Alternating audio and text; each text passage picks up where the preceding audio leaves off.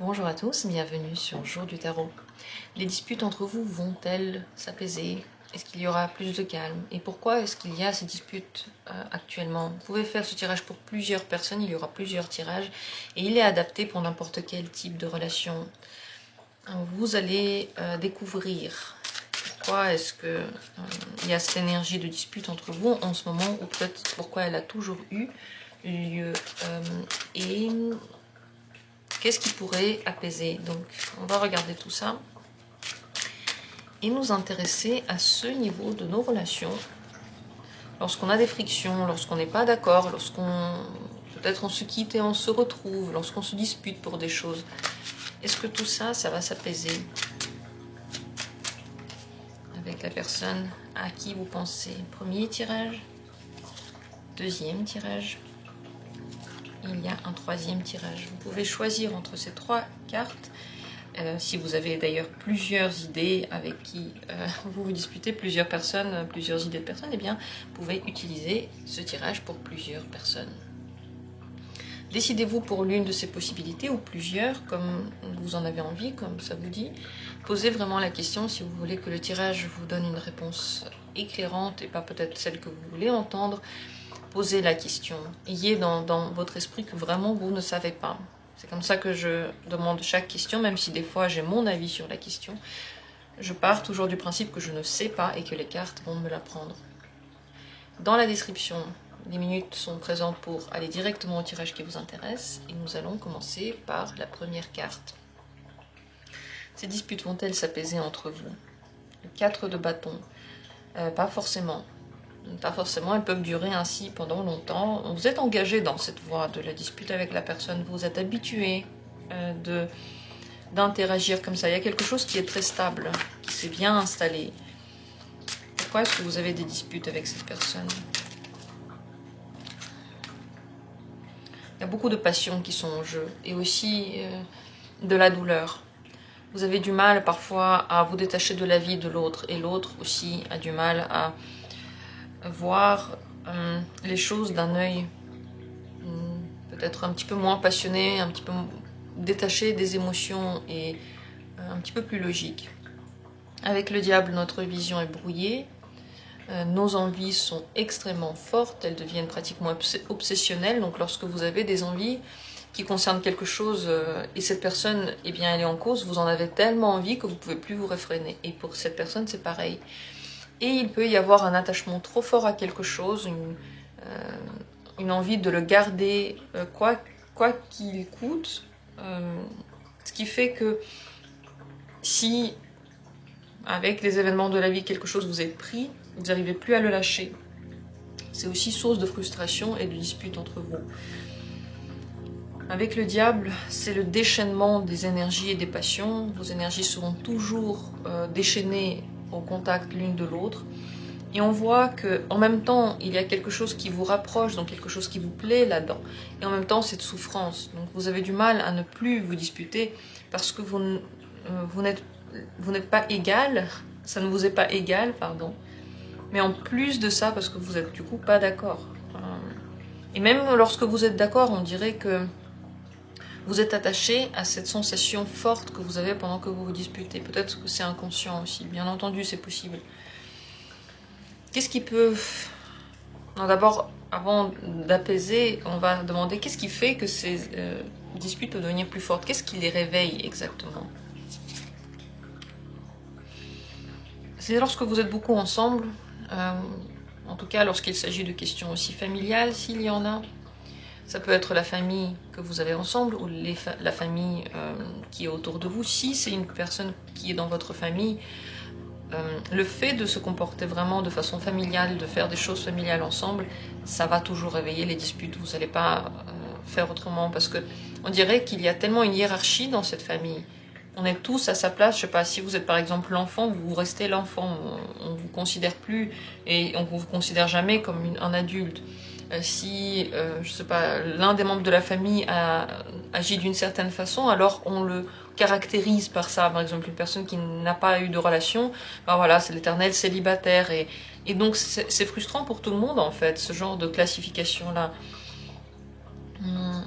Les disputes, comme dit, peuvent avoir un lien avec cette famille que vous avez, ou peut-être en général avec vos familles, et aussi lorsque vous faites des choses quotidiennes ensemble, lorsque vous partagez votre quotidien, et lorsque vous passez beaucoup de temps ensemble.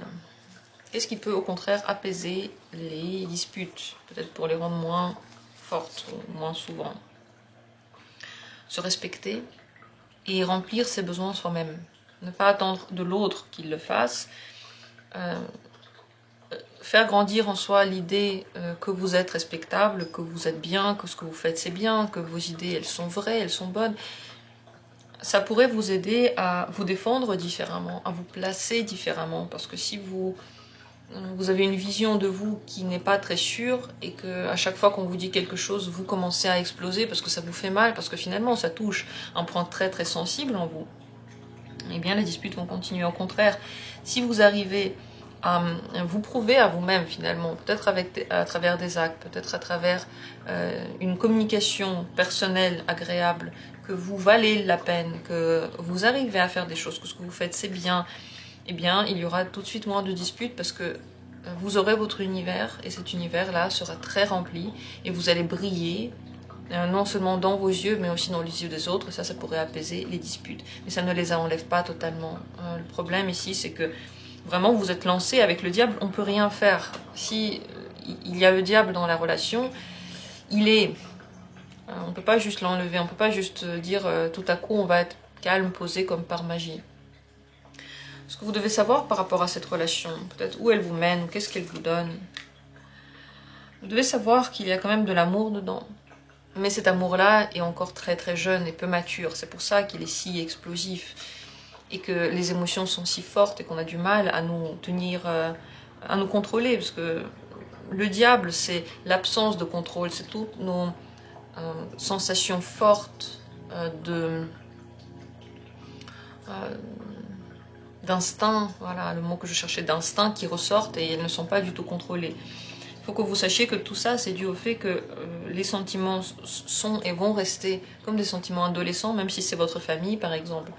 Il y a quelque chose de très très jeune qui est resté. Ça peut être eux qui sont jeunes, ou cette personne qui est jeune, et vous aussi. Dans la relation, vous pouvez ne pas être si mature que ça. J'hésite à dire manquer de maturité, parce que chaque relation est comme elle est. C'est pas que vous manquez de maturité, mais la maturité n'est pas forcément présente, ce qui fait que les sensations sont très très fortes. Le conseil pour vous avec cette personne, il faut quand même que vous fassiez ce que vous voulez, que vous disiez ce que vous voulez. Parce que si vous vous taisez, ça ne changera rien. Si vous essayez de fuir le conflit, ça ne changera rien. Soyez simplement vous-même. Dites ce que vous voulez dire au moment où vous voulez le dire. C'est pas la relation dans laquelle ça vaut le coup de fuir le conflit, parce que vous n'y arriverez pas. Tous vos efforts vont être vains. Donc, soyez vous-même et ne vous laissez pas intimider. Soyez comme vous voulez, faites ce que vous voulez. Ne laissez pas cette personne douter de la voie que vous avez décidé de prendre et de vous entraver dans cette voie-là. Voilà ce que j'ai à dire sur ce tirage-là. Sur ce, on a terminé. J'espère que peut-être que ça va vous aider. Je comprends qu'il n'y a pas grand-chose à faire. Parfois, on se dit, voilà, il y a une situation difficile, de dispute, il y a un miracle qui va arriver, qui va nous sauver. Mais dans cette relation-là, vous voyez cet engagement, vous êtes déjà très très bien parti dedans. Et vous, à part vivre l'instant présent et faire ce que vous voulez, il n'y a pas grand-chose à faire. Vous pouvez choisir si vous voulez ou non communiquer avec cette personne, surtout dans l'instant. Si vous communiquez avec elle et il y a une dispute, vous pouvez partir tout à coup et revenir plus tard aussi. Et à part ça, il n'y a pas grand-chose à faire ici. Continuons avec la deuxième carte. Ces disputes, est-ce qu'elles vont s'arrêter, ces incompréhensions entre vous? La reine de denier. Ça pourrait devenir mieux, en tout cas il faut s'occuper de cette question, et il faut que vous deux vous soyez bien occupés dans votre vie. Il faut que chacun ait des tâches, des buts, des occupations, peut-être un planning. Ça va vous prendre de l'énergie, et certainement cette énergie ne partira plus dans les disputes. Donc c'est possible, mais c'est un travail à faire dans le quotidien et pas quelque chose que vous faites une fois et les disputes se sont arrêtées. C'est toujours un effort à faire, et oui, sur le long terme, elles peuvent être beaucoup plus calmes certainement, on va voir ça plus en détail. Pourquoi est-ce qu'il y a ces disputes entre vous? Pourquoi vous disputez-vous? Vous sentez chacun de vous un petit peu attaqué par l'autre. Un petit peu... Un petit peu comme si vous aviez besoin toujours de vous défendre, comme si l'énergie de l'autre était trop omniprésente, comme si vous vouliez dire non, ou que vous vouliez provoquer quelque chose. C'est dû très certainement, avec le 7 de bâton, au fait qu'il y a une énergie en trop, qui n'est pas assez bien dépensée. Donc vous ressentez ça de l'autre personne, pas parce que ça vient de l'autre personne. Vous le ressentez tous les deux, parce que tous les deux, vous avez de l'énergie en trop. Ce serait intéressant de voir qui est vraiment à l'origine des disputes. Parce que il y a une personne qui peut commencer à se disputer, mais l'autre personne qui a pu, pendant un certain temps, avant le début vraiment, déjà chercher la dispute, consciemment ou inconsciemment, peut-être essayer de piquer, peut-être qu'elle était un peu provocatrice. Donc, dans les disputes, ce n'est pas si simple de savoir qui l'a vraiment commencé, où elle commence exactement. Mais certainement, c'est la personne qui a le plus d'énergie, donc qui a dans la journée le moins fait peut-être d'efforts physiques, d'efforts intellectuels, et donc cette énergie est restée. Moi je le ressens vraiment comme ça avec ces deux cartes, parce que la reine de denier est tout le temps en train de faire un truc, c'est comme une femme d'affaires. Imaginez une femme d'affaires, pourquoi c'est une femme, pas un homme? Parce qu'on s'imagine symboliquement qu'elle va faire son business, elle va travailler, en plus de ça elle va peut-être s'occuper de la maison, peut-être qu'elle va s'occuper de ses parents, peut-être qu'elle va s'occuper de ses enfants. Ok, certes, l'homme peut faire la même chose, je ne dis pas le contraire, mais symboliquement c'était l'énergie de la femme, elle est enveloppante. Elle veut donner à tout le monde des choses qui vont leur faire plaisir quelque part. Ça c'est l'énergie féminine pas dans le symbolisme. Et pour cette reine de denier, il faut qu'elle ait assez d'énergie pour l'un et pour l'autre. Et pour les autres, la famille, l'amour, tout ça. Et pour le travail dans lequel elle va exceller, dans lequel elle va, je sais pas, créer quelque chose. C'est pour ça que cette énergie, elle est encore plus forte finalement que les rois, parce que elle s'occupe de tout. C'est comme une abeille. Une abeille, toute la journée, elle fait des choses pour peut-être un peu de résultats, mais elle le fait tout le temps. D'ailleurs, les abeilles, c'est les femmes qui commandent dans le règne des abeilles. Enfin bref, c'est un détail. Alors, qu'est-ce qui fait que vos relations peuvent s'envenimer et les disputes peuvent être plus présentes? Qu'est-ce qui crée ces disputes? Qu'est-ce qui fait qu'elles sont plus présentes? Franchement, c'est des petits trucs. C'est des petites choses, des petits détails qui sont pas si importants, mais que vous rendez importants justement à cause de cette énergie. Mais voilà, les disputes peuvent naître d'un truc du genre, je sais pas, qui range ça, qui a pris le sac pour les courses, est-ce qu'on va voir les amis à cette heure-là ou à cette heure-ci, des petites choses, peut-être des choses un petit peu plus importantes que ça, mais c'est très très limite. Vraiment, avec le 2 d'épée, c'est des petites questions. Et on n'est pas d'accord, on ne trouve pas de consensus. C'est ça le problème, c'est que vous ne voulez pas, ni l'un ni l'autre, vous mettre de l'avis de la personne, vous ne vous mettez pas trop à la place de la personne, vous pensez à vous. Peut-être que vous dites que vous pensez à tout le monde, mais en fait c'est votre avis, c'est votre manière de voir les choses. Et l'autre personne fait la même chose. Et entre vous, ce manque de bienveillance quelque part. C'est un manque de bienveillance, ça, fait que vous pouvez vous disputer pour des petites choses. Donc, si vous ne voulez pas qu'il y ait de dispute, déjà là, on voit, arrêtez de vous attacher aux petits détails.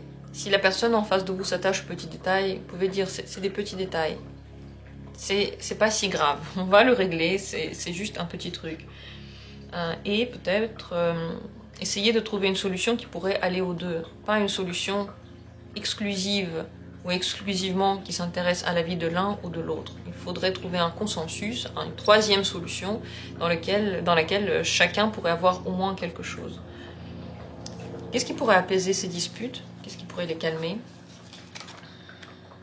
Ah oui, c'est la bienveillance, c'est l'amour, c'est de regarder l'autre avec gentillesse et se dire, bah voilà, cette personne elle est fatiguée, Je vais pas lui dire ça parce que ça sert à rien de lui redire, par exemple, qu'elle a toujours pas envoyé je sais pas quel papier, je sais pas où, parce que de toute façon, là, elle peut pas le faire, elle a pas envie de le faire, et moi, j'ai pas envie qu'elle se sente mal. Ou, par exemple, on veut partir en vacances, la personne n'a toujours pas réservé, elle dit pas si elle veut ou pas. Bon, bah, si elle veut pas, c'est pas grave, moi, je vais m'occuper de mon truc, je vais me faire du bien à moi, et puis voilà. Et d'ailleurs, c'est ce qu'elle dit finalement, la reine d'épée, on s'intéresse beaucoup moins aux détails de ce que fait l'autre quand on est déjà assez occupé soi-même. En fait, si vous allez avoir une activité que vous aimez bien, dans laquelle vous vous retrouvez bien, qui fait votre journée agréable, qui enlève un peu de cette frustration qui est à l'intérieur de vous, vous n'aurez plus envie de vous disputer. Mais bien entendu, pour ça, bah oui, il faut d'abord se concentrer sur soi, pour que les disputes ne soient plus là. Ça ne sert à rien de toujours aller vers l'autre et de voir la communication que comme une union de deux personnes. Mais c'est aussi vous de votre côté et l'autre de son côté. Donc vous de votre côté, ce que vous pouvez faire, c'est avoir un quotidien qui est beaucoup plus agréable pour vous.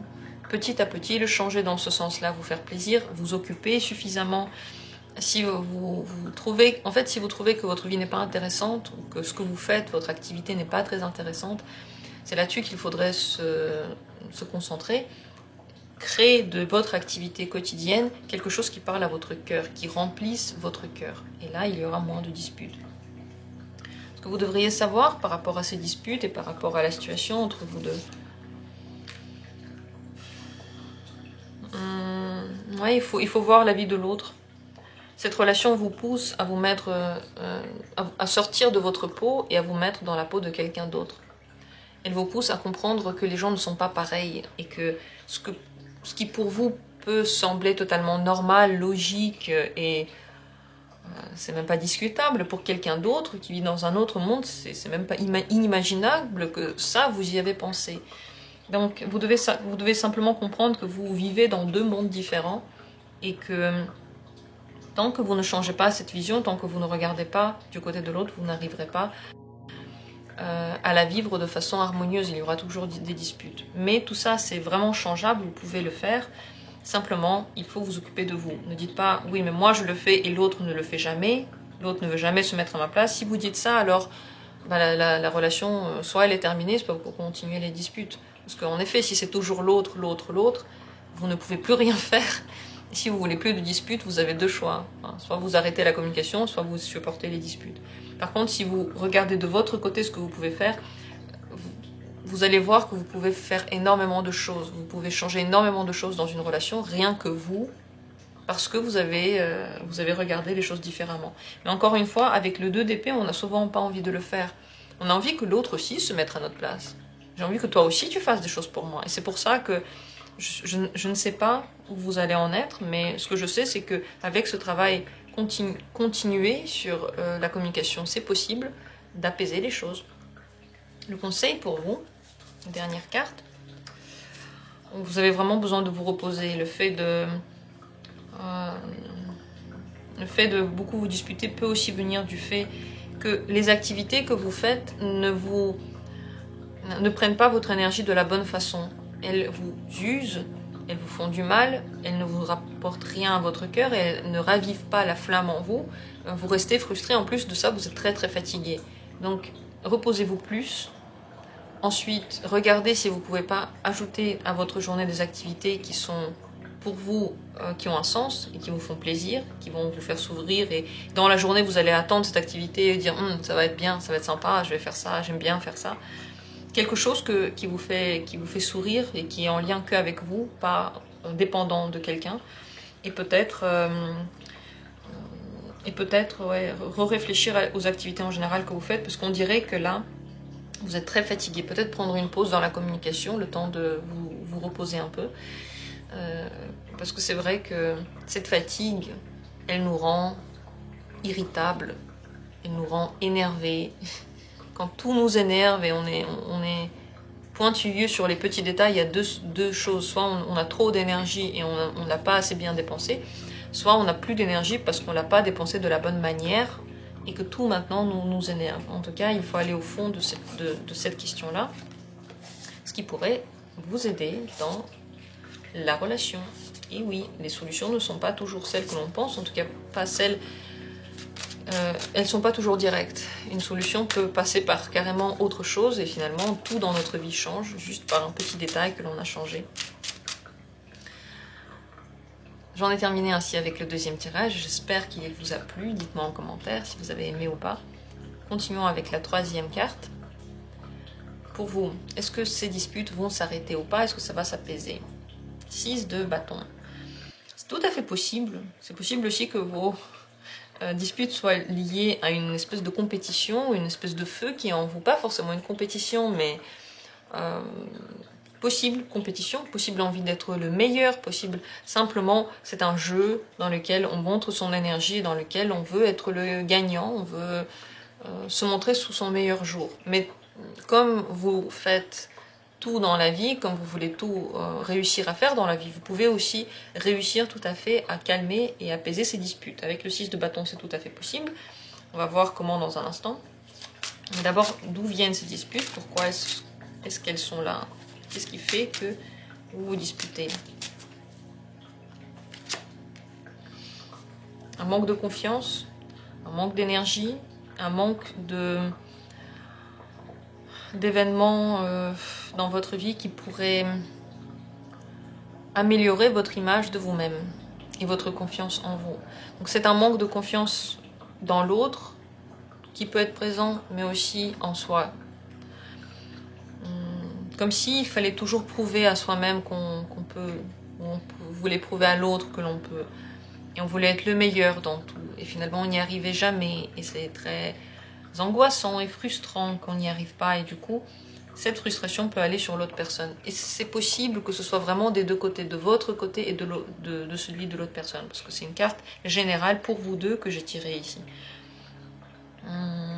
C'est possible que vous ayez du mal à comprendre les motivations de l'autre parce qu'elles sont très lointaines de vous et que vous remettiez en cause les choses, vous voulez vous protéger ainsi. Le trop de protection fait que on devient pas très social, pas très ouvert aux gens. On veut, quoi qu'il se passe, on a l'impression d'être attaqué. Tout ça, c'est dû au manque de confiance en soi, un manque de certitude que quoi qu'il arrive, eh bien, on va s'en sortir, on va être bien, on n'aura pas de problème. Même s'il n'y a pas cette personne-là dans notre vie, même si cette activité-là n'a pas marché comme on veut. C'est cette confiance en soi. Qu'est-ce qui fait qu'il peut y avoir plus de disputes? Qu'est-ce qui les réveille? Qu'est-ce qui met un petit peu plus de bois dans la cheminée par rapport à ces disputes? C'est la volonté de contrôler, d'être le meilleur et de dire à l'autre ce qu'il faut faire. Parce qu'il y a le contrôle, le fait de regarder toujours où en est l'autre, où on en est, nous, par rapport à l'autre.